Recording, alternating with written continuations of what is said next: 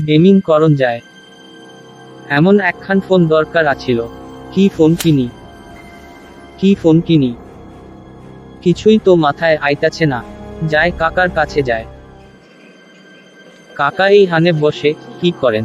কিছু না, তোর কি খবর? আয় এই হানে বয়।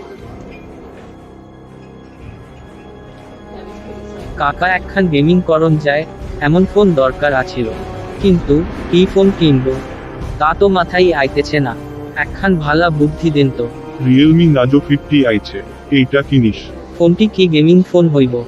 এই ফোনে সকল কাজ ও গেমিং করণের লাইগা আছে একখান মিডিয়াটেকের হিলিও G96 প্রসেসরটি আবার 120 হার্জ রিফ্রেশ রেট সাপোর্ট করে, যা গেমিং করণের লাইগা যথেষ্ট ভালো হইব। এই রিফ্রেশ রেটটা আবার কি খায় নাকি মাথায় দেয়? ফোনের ডিসপ্লে প্রতি সেকেন্ডে যতবার পিকচার ফ্রেম পাল্টায় সেইটাই রিফ্রেশ রেট। ফোনের রিফ্রেশ রেট যত বেশি হইব তত স্মুথলি গেম খেলন যাইব, মজাও বেশি পাইবা।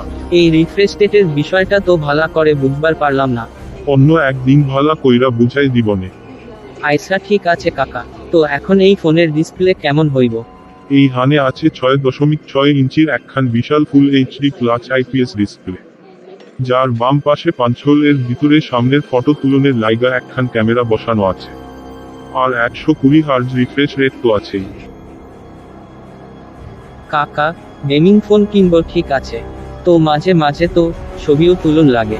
এই ফোনে ফটো তুলনের লাইগা 3খান ক্যামেরা আছে।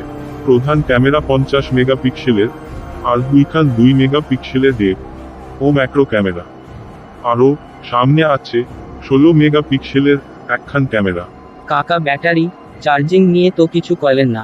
এই ফোনে 5000 মিলি অ্যাম্পিয়ারের একখান বিশাল ব্যাটারি আছে, আর ব্যাটারিকে চার্জ করণের লাইগা আছে 33 ওয়াটের চার্জার। ফোনটি দেখতে কেমন?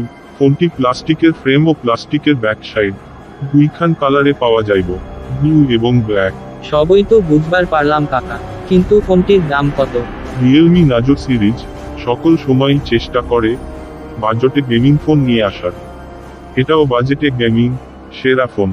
4 এবং 64 ভ্যারিয়েন্ট, এর দাম 16,499 টাকা। তবে আমার মনে হইতাছে দামটা 15,499 টাকা হইলে ভালো হইতো। আর 6 এবং 128 ভ্যারিয়েন্ট তা 17,999 টাকায় আইলে ঠিক দামে একটা ভালো গেমিং ফোন হইতো। আপনাদের মতামত অবশ্যই কমেন্টে দিবেন, আর সাবস্ক্রাইব ও লাইক করতে ভুলবেন না।